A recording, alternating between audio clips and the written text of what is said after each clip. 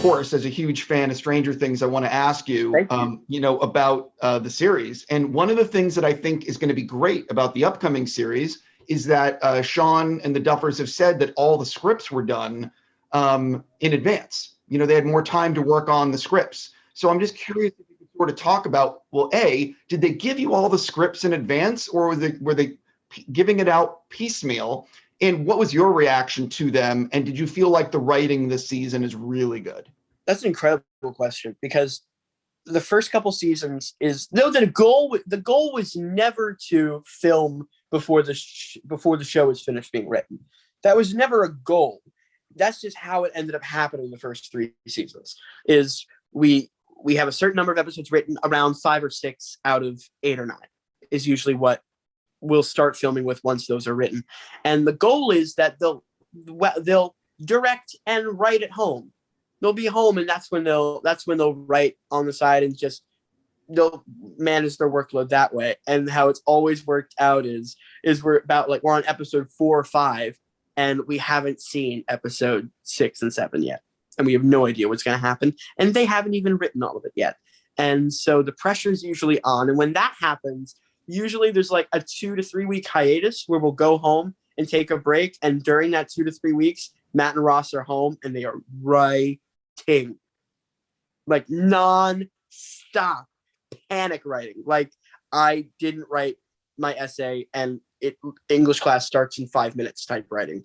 And that's never ideal, but it honestly, for some reason, that spur of the moment, we got to get this done. It seems to me like that's where a lot of their best work comes in. And I don't know if it's the pressure. I don't know if it's them being up all night all caffeinated, and they just have like really crazy frazzled brains that can write really weirdly. I know a lot of comedic writers who will stay up into all hours of the night, like playing video games and drinking Red Bulls, so they can get to that kind of delirious, tired state, and then be better at like just coming up with random stuff off the top of their heads because they're a little bit more delirious. I don't know if that assists them or not, but this year, because of COVID, there's no excuse for them not to have the series written completely. When we went in for our first table read, which was February of 2020, so last year, we expected to go right into filming, and it was going to be the same situation. They were going to start with episodes all the way up from 1 through 5, and we'll probably do the same hiatus, but COVID hit, and we only had like 6 episodes, and so they're like, we might as well finish. Where are you in the filming process? Are you guys, because of COVID, are you wrapping in like June? What's going on? There's very few dates that are reliable. It really is more of like a guesstimation on when we're going to be filming next, when we're going to be wrapping up, when release is going to be, all that jazz, because we still don't know in a day-to-day if we're going to be filming next week. Yeah, I should be filming like next month for like a bigger chunk than I've had in a bit. But even though it's coming up in about 2 weeks from now, I still don't know an exact date.